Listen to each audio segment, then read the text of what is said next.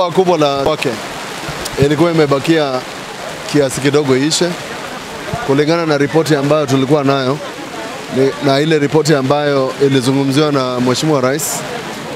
Asilimia 92 ya bwawa hilo ilikuwa imeisha, na mimi niko na report na nimepigiwa simu kutoka wafadhili ambao wanaitwa Africa Development Bank.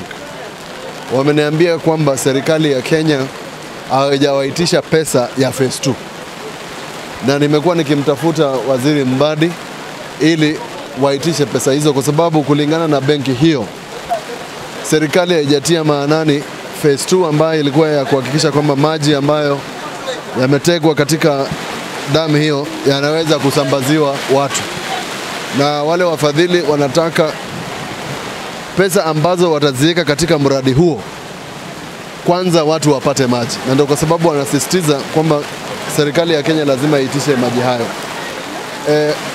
Vita ambayo inaendelea Russia ama Ukraine haiwezi kutuzuia kumaliza mradi huo.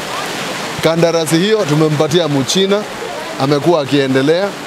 Ukuta ambao ulikuwa unasemekana ulikuwa kizuizi waliongezea, na mambo ambayo yamebakia ni kidogo.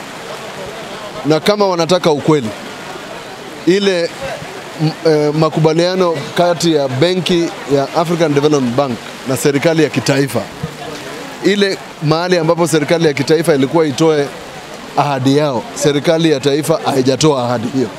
Na ni vizuri tuseme ukweli, serikali ya kitaifa haijalipa ahadi yake ili mradi huo uweze kumalizika. Kwa hivyo wale ambao mambo ambayo wengine wananisema, mimi kama gavana, na kwa sababu ninajua maneno haya na nimeifuatilia kwa miaka mingi, hiyo si ukweli, na Wakenya waambiwe ukweli.